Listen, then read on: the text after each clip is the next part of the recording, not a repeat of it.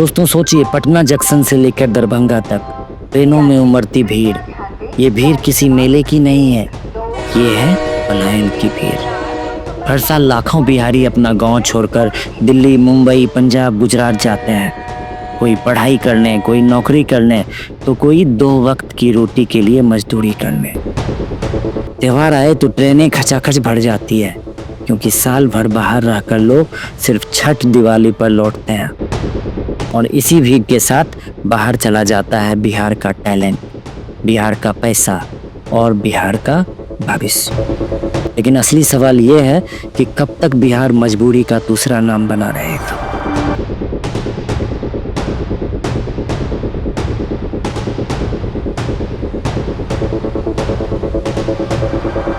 सोचिए जरा, सुबह सुबह पटना जंक्शन पर भारी भीड़ लगी है। कोई बच्चे का हाथ पकड़कर भाग रहा है, तो कोई सिर पर गठरी उठाए डिब्बा ढूंढ रहा है। ये भीड़ किसी त्योहार या मेले की नहीं है, ये है पलायन की भीड़, ये है मजबूरी की भीड़। पटना जंक्शन से लेकर दरभंगा, भागलपुर या गया, हर स्टेशन पर यही नज़ारा दिखता है। लोग अपने घर, अपनी मिट्टी, अपना गांव छोड़कर हजारों किलोमीटर दूर दिल्ली, मुंबई, पंजाब, गुजरात की ओर निकल रहे हैं। क्यों? क्योंकि बिहार में रोजगार नहीं है। बिहार एक ऐसा राज्य जिसने देश को सबसे ज़्यादा IAS IPS दिए, जिसकी धरती पर चंपारण जैसा आंदोलन हुआ, जिसने आज़ादी की लड़ाई को दिशा दी। लेकिन आज यही बिहार अपने ही लोगों को जीने के लिए बाहर भेजने का मजबूर कर रहा है।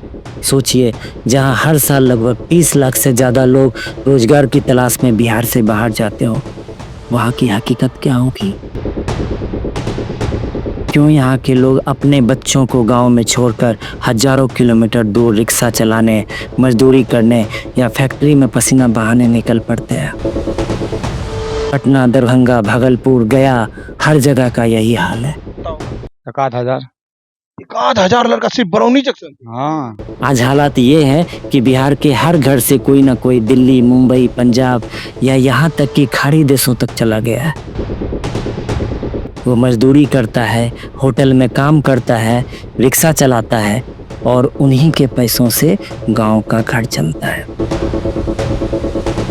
लेकिन क्या आपने कभी सोचा है कि इन लोगों का दर्द कैसा होता है? ये सालों तक अपने परिवार से दूर रहते हैं। बच्चे त्योहार पर अपने पापा को बस फोन पर देखकर ही खुश हो जाते हैं, और गांव आने के लिए रेल टिकट भी महीनों पहले बुकिंग करानी पड़ती है। ये मजबूरी है, और यही मजबूरी बिहार की सबसे बड़ी कहानी है। लेकिन आखिर ऐसा क्यों? क्यों बिहार के लोग अपने ही राज्य में रहकर काम नहीं कर सकते? असल वजह है यहाँ रोजगार का अभाव। यहाँ खेती तो बहुत होती है, लेकिन किसानों को अपनी फसल बेचने के लिए मंडियाँ तक नहीं मिलती। यहाँ बड़ी फैक्ट्रियाँ, इंडस्ट्रियल हब या बिजनेस के मौके तक नहीं है। और जो सरकारी नौकरियाँ निकलती है, उसके लिए सालों साल इंतज़ार करना पड़ता है। नौजवान या तो उम्र पार कर जाते हैं या उम्मीद ही छोड़ देते हैं। बिहार की ये हालत यूं ही नहीं बनी। सालों की अनदेखी, सरकारों की लापरवाही और सिस्टम की कमजोरी ने मिलकर इसे ऐसा बनाया। यहाँ 65% आबादी खेती पर निर्भर है, लेकिन किसानों को सही दाम तक नहीं मिलता। यहाँ की बेरोजगारी दर देश में सबसे ज़्यादा है। यहाँ ना ठीक ठाक फैक्ट्री है, ना बड़ी कंपनियाँ आती है, ना अच्छा इंफ्रास्ट्रक्चर है और ना ही इन्वेस्टमेंट का माहौल। यानी जो भी पढ़ा लिखा या मेहनत कश नौजवान है, उसे मजबूरन अपना गांव घर छोड़कर बाहर जाना ही पड़ता है। ये लोग दूसरे राज्यों में जाकर मेहनत करते हैं, वहाँ की इकोनॉमी चलाते हैं, लेकिन अपने ही राज्य बिहार की हालत जस की तस बनी रहती है। तो जब यहाँ काम ही नहीं है, तो लोग बाहर जाएंगे ही।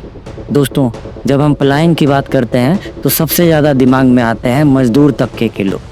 लेकिन असली सच्चाई ये है कि सिर्फ मजदूर ही नहीं, हमारे स्टूडेंट्स भी बड़ी तादाद में पलायन करते हैं। सोचिए, एक ऐसा प्रदेश जो कभी ज्ञान का केंद्र था, नालंदा, विक्रमशिला जैसी यूनिवर्सिटी, जहाँ कभी दुनिया पढ़ने आती थी, आज उसी बिहार की हालत ये है कि पढ़ाई करनी है तो बाहर जाना पड़ेगा, नौकरी करनी है तो भी बाहर जाना पड़ेगा। यानी पढ़ाई भी बाहर, नौकरी भी बाहर। 10वीं पास करते ही कितने माँ बाप अपने बच्चों को मजबूरी में घर से सैकड़ों और हजारों किलोमीटर दूर भेज देते हैं। कोई दिल्ली तो कोई कोटा, कोई बनारस, बेंगलुरु, पुणे तक भी चले जाते हैं। क्यों? क्योंकि यहाँ उन्हें पढ़ाई का वो माहौल, वो सुविधा, वो गाइडेंस नहीं मिलता जो बाहर मिल रहा है। कर रहा है। छोटी लड़कियों को गोदी में बैठाते हैं और बोलते हैं किस दो। अगर आप कभी कोटा, दिल्ली या बेंगलुरु की कोचिंग हब्स में जाएंगे तो आपको वहाँ सबसे ज़्यादा बच्चे मिलेंगे बिहार और झारखंड के। लेकिन मज़ेदार बात यह है कि जिनसे वो पढ़ते हैं, यानी कि वहाँ के टीचर, वो भी ज़्यादातर बिहार से ही होते हैं। सोचिए, स्टूडेंट्स भी बिहारी, टीचर भी बिहारी, बस क्लासरूम की लोकेशन बिहार से बाहर। बच्चा घर से दूर जाता है तो माँ बाप का सपना होता है बेटा इंजीनियर बनेगा, डॉक्टर बनेगा, बड़ा अफसर बनेगा। लेकिन हकीकत ये है कि लाखों बच्चे हर साल बाहर जाते हैं, लाखों करोड़ों रुपए फीस में खर्च होते हैं। क्या लगता है आपको, एक साल में कितना पैसा खर्च हो जाता होगा आइलैंड के पढ़ने वाले स्टूडेंट वाला? 1.5 लाख तक लगता है। और वो पैसा बिहार में रुकने के बजाय दूसरे देशों की जेब में चला जाता है। अब जरा सोचिए, अगर यही अच्छे कॉलेज, यही अच्छी कोचिंग, यही क्वालिटी एजुकेशन बिहार में मिले तो बच्चों को घर से दूर जाने की मजबूरी ही क्यों होगी? ना तो माँ बाप का दिल भारी होगा, ना ही बच्चों को अपनी जड़ों से दूर होना पड़ेगा। और सबसे बड़ी बात, जब पढ़ाई यहीं होगी तो दिमाग भी यहीं रहेगा। तो असली सवाल ये है, क्यों ना ऐसी शिक्षा व्यवस्था बने कि बच्चा अपने गांव घर से ही अपने बड़े सपनों को पूरा कर सके। IAS बनना चाहते हैं। उसे पढ़ाई के लिए घर छोड़कर बाहर ना जाना पड़े। क्या कभी वो दिन आएगा जब लोग बाहर से बिहार काम करने या पढ़ाई करने आए? बिहार के गांव में आप देखेंगे ज़्यादातर घरों में आदमी नौकरी करने या मजदूरी कर रहे होते हैं। महिलाएं खेत में मजदूरी करती हैं और बच्चे बड़े होकर फिर उसी रास्ते पर चल पड़ते हैं, यानी बाहर निकल जाते हैं। सोचिए, एक ऐसा गांव जहां घरों में सिर्फ औरतें हों, पति सब बाहर कमाने गए, कोई दिल्ली, कोई पंजाब, कोई बेंगलुरु, गांव में रह गई सिर्फ माएँ, बहुएं और बच्चे। एक दादी ने कहा, हमारे तीनों बेटे बाहर हैं, कोई बोरा धोता है, कोई गाड़ी धोता है, यहाँ काम ही नहीं है। और सबसे बड़ी तकलीफ, बच्चों की पढ़ाई। गांव में कई ऐसे बच्चे हैं जिन्होंने कभी स्कूल का चेहरा तक नहीं देखा। अब जरा सोचिए, आज ये बच्चे पढ़ाई से दूर हैं, कल बड़े होकर वही करेंगे जो उनके पिता कर रहे हैं, घर छोड़कर किसी दूसरे शहर में मजदूरी। और जब इन औरतों से पूछा कि पति के पास जाने का मन नहीं करता, तो जवाब मिला, नहीं। गांव छोड़कर कहाँ जाएंगे? बच्चों को कौन देखेगा? सास ससुर को कौन संभालेगा? वो खुद लौट कर आएंगे, हम नहीं जाएंगे। यानी गरीबी ने मजबूर किया है, हालात ने रोक लिया है।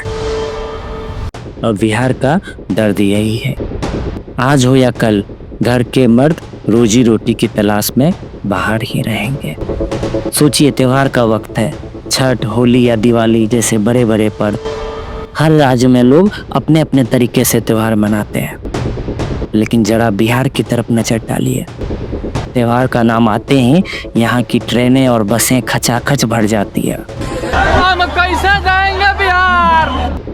इतनी भीड़ कि खिड़की से झांकना तक भी मुश्किल हो जाए। सीट पर एक की जगह 3-3 लोग बैठे रहते हैं। और जब ट्रेन बस में जगह नहीं मिलती तो लोग ट्रक तक पकड़ लेते हैं। महिलाएं, बच्चे सब खचाखच बैठे, बस किसी तरह घर पहुंच जाए। लाखों लोग दिल्ली, मुंबई, पंजाब, गुजरात तक जाकर काम करते हैं, लेकिन त्योहार आते ही सब वापस गांव लौट पड़ते हैं। यानी बाहर गए तो हैं, पर पूरी तरह बसी नहीं है। बिहार सरकार चाहे जितने भी दावे कर ले कि पलायन कम हुआ है, लेकिन त्योहार की ये फिर सबूत है कि हकीकत कुछ और ही है। अब जरा पलायन की जड़ को समझते हैं। 90 के दशक से ही बिहार में रोजगार की स्थिति बिगड़ती चली गई। ना कोई उद्योग लगा, ना फैक्ट्रियां खुली, खेती की जमीन भी टुकड़ों में बट गई। घर के सदस्यों की गिनती ज़्यादा और ज़मीन कम। अब इतनी ज़मीन से गुजारा कैसे होता, लिहाजा लोग बाहर जाने को मजबूर हो गए। आज हालत ये है कि पढ़े लिखे हो या मजदूर, स्किल्ड हो या अनस्किल्ड, काम बिहार में मिलता ही नहीं। यही वजह है कि कोई दिल्ली की ऑटो चला रहा है, कोई पंजाब के खेतों में मजदूरी कर रहा है, तो कोई मुंबई की फैक्ट्री में पसीना बहा रहा है। Centre for monitoring Indian economy की रिपोर्ट की माने तो 2022 में बिहार की बेरोजगारी दर 19% से भी ज़्यादा थी। जनरल ऑफ माइग्रेशन अफेयर्स के मुताबिक बिहार से जो लोग बाहर जाते हैं उनमें से 55% लोग सिर्फ रोजगार ना मिलने की वजह से पलायन करते हैं। आपको याद ही होगा कोरोना लॉकडाउन के वक्त कैसे लाखों मजदूर पैदल भूखे प्यासे अपने गांव लौटे थे। सरकार दावे तो बड़े बड़े करती थी, अब नौकरी बनेगी, अब स्किल डेवलपमेंट होगा, लेकिन नतीजा लगभग कुछ भी नहीं। तो त्योहारों की ये भीड़ सिर्फ एक दिन की परेशानी नहीं है, ये तस्वीर है बिहार की बेरोजगारी की, उस पलायन की जो पिछले 3 दशक से लगातार जारी है। और अगर यही हाल रहा तो आने वाले समय में भी बिहार की ट्रेनें और बसें यूं ही भीड़ से भरती रहेंगी। अब सवाल ये है, ऐसा क्यों? बिहार में अच्छे कॉलेज, अच्छे स्कूल, अच्छा इंफ्रास्ट्रक्चर क्यों नहीं बन पाया? आइए थोड़ा पीछे चलते हैं। 90 के दशक से 2000 तक बिहार में राजनीतिक अस्थिरता, जातिवाद और अपराध का बोलबाला रहा। इस दौरान उद्योग धंधे नहीं लगे, फैक्ट्रियां बंद हुई और जो थोड़े बहुत काम थे के मौके थे वो भी खत्म होते ले। दूसरा कारण सरकारी शिक्षा की हालत। गांव-गांव में स्कूल तो बने लेकिन वहाँ टीचर टाइम पर नहीं आते। आपका टाइमिंग कितना है? 9 बजे। आप कितना बजे आ रहे हैं स्कूल में? साइकिल खराब हो गया रास्ता में तो क्या करेंगे? जहाँ आते भी हैं वहाँ पढ़ाई कम और बाकी काम ज़्यादा। इसलिए बच्चों के माता पिता को लगता कि अगर बच्चों का भविष्य बनाना है तो उन्हें बाहर ही भेजना पड़ेगा। अब जरा सोचिए, बिहार का स्टूडेंट पढ़ाई के लिए बाहर जाएगा, वो मेहनत करके IAS, IPS, डॉक्टर, इंजीनियर बनेगा, लेकिन नौकरी कहाँ करेगा? दिल्ली, मुंबई, बेंगलुरु, हैदराबाद में, क्योंकि बिहार में कंपनियां ही नहीं हैं। ना तो बड़ी IT कंपनियां आई, ना ही बड़े अस्पताल, ना इंडस्ट्री। इसीलिए मजबूरी में टैलेंटेड लोग भी बाहर ही रुक जाते हैं। यानी बिहार से ब्रेन बाहर जाता है और जाकर वहीं सेटल हो जाता है। राज्य की कमाई के 2 बड़े सोर्स थे, पहला टूरिज्म, दूसरा शराब से आने वाला टैक्स। लेकिन 2016 में शराबबंदी लागू कर दी गई। सरकार का कहना था इससे समाज सुधरेगा, लेकिन असल में क्या हुआ? लगभग 4000 करोड़ का रेवेन्यू बंद हो गया और उसका सीधा असर पड़ा शिक्षा, स्वास्थ्य और विकास पर होने वाला खर्च पर। भगवान नहीं बंद करवा इसको। इंद्रलोक में शराब, मदिरा, पान अनियमित होता था। टूरिज्म का हाल भी खराब हो गया। गया जिले का बोध गया, कभी यहाँ हजारों विदेशी टूरिस्ट आते थे। होटल, गेस्ट हाउस, छोटे छोटे धंधे, सबकी अच्छी कमाई होती थी। लेकिन आज हालत ये है कि बोध गया के ज़्यादातर होटल बंद पड़े हैं, क्योंकि टूरिस्ट आते तो हैं पर रुकते नहीं, सीधे बनारस या यूपी चले जाते हैं। क्यों? क्योंकि उन्हें यहाँ वो सुविधाएं नहीं मिलती जो दूसरे राज्यों में मिलती। नतीजा ये, टूरिज्म से होने वाली कमाई ठप पड़ गई। अब सोचिए, जब टूरिज्म मर गया तो उससे जुड़ी हजारों नौकरियां भी खत्म हो गई। गाइड, होटल वर्कर, लोकल दुकानदार, सब बेरोजगार हो गया। अब बिहार की असली तस्वीर ये है, नौकरी नहीं, इंडस्ट्री नहीं, टूरिज्म बर्बाद हो चुका, एजुकेशन और हेल्थ पर खर्च घट गया और ऊपर से क्राइम रेट बढ़ता जा रहा है। वही तस्वीरें आपके सामने, 2 तस्वीरें जिसमें ज्वेलरी दुकान में लूट की वारदात को अंजाम देते हुए। इसीलिए बिहार के नौजवानों की सबसे बड़ी मजबूरी यही है, माइग्रेशन। जो पढ़े लिखे हैं वो दिल्ली, मुंबई, बेंगलुरु भागते हैं और जो मजदूर हैं वो पंजाब, हरियाणा या खाड़ी देशों तक चले जाते हैं।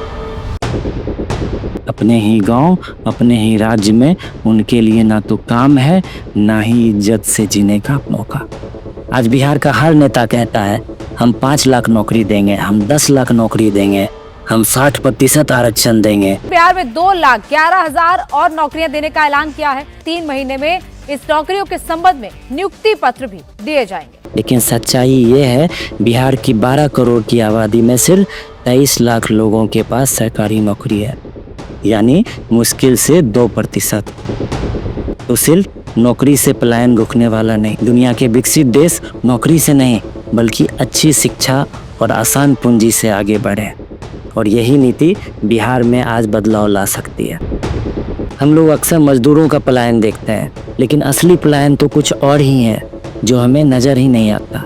वो है पैसे का पलायन। सोचिए, बिहार के लोग अपनी कमाई का पैसा बैंक में जमा करते हैं, लेकिन वो पैसा यहाँ काम आने के बजाय दूसरे राज्यों में चला जाता है।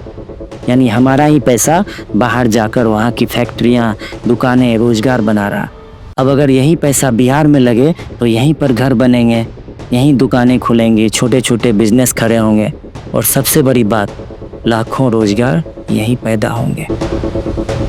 जब पैसा यहीं रहेगा तो नौजवान भी यहीं रहेंगे, और जिस दिन नौजवानों का दिमाग और पैसा दोनों बिहार में टिक गए, उस दिन मजदूरी के लिए बाहर जाने की मजबूरी अपने आप खत्म हो जाएगी। सच तो ये है कि बिहार में टैलेंट की कोई कमी नहीं है, चाहे पढ़ाई हो, मेहनत हो या हुनर। अगर यहाँ इंडस्ट्री लगे, किसानों को सही मंडी और दाम मिले, बिजनेस को बढ़ावा मिले, तो यकीन मानिए पलायन की ये कहानी पलट सकती है। ये वही बिहार है जिसके लोग हर जगह अपनी मेहनत और हुनर से नाम कमा रहे हैं। बस ज़रूरत है उस हुनर को अपने ही गांव, शहर में मौका देने की। अगर बिहार में अच्छी यूनिवर्सिटी और रिसर्च इंस्टीट्यूट बने, इंडस्ट्रीज और कंपनियों को लाया जाए, प्राइवेट सेक्टर में रोजगार पैदा किया जाए, और सरकारी स्कूल कॉलेज की क्वालिटी सुधारी जाए, तो पलायन रोक सकता है। बिहार का बच्चा यहीं पढ़ेगा, यहीं काम करेगा और यहीं का भविष्य बनाएगा। वरना हालत यही रहेगी, बिहार के बच्चे बाहर पढ़ेंगे, बाहर काम करेंगे, और गाँव की गलियों में सिर्फ बूढ़े और औरतें रह जाएंगी। तो दोस्तों, सच्चाई साफ है, अगर बिहार की हालत बदलना है तो सिर्फ शराबबंदी जैसे फैसलों से नहीं, बल्कि रोजगार, इंडस्ट्री और इंफ्रास्ट्रक्चर लाकर ही बदला जा सकता है। वरना आने वाले सालों में भी लाखों बिहारी यूं ही पलायन करते रहेंगे। बिहार के लोगों को अपने ही घर में इज्जत और रोजगार मिलना चाहिए, वरना ये धरती सिर्फ मजदूर पैदा करेगी और समृद्धि कहीं और जाएगी। बिहार के लोग मेहनती हैं, हुनरमंद हैं और सपने देखने वाले हैं, लेकिन सवाल अब भी वही है, कब तक उन्हें अपना घर छोड़कर मजदूरी करनी पड़ेगी? कब तक उन्हें अपने बच्चों को सिर्फ फ़ोन पर देखना पड़ेगा? दोस्तों, ये सवाल कड़वे जरूर हैं, लेकिन शायद इस सवाल का जवाब ढूंढना आज हर किसी की जिम्मेदारी है। धन्यवाद।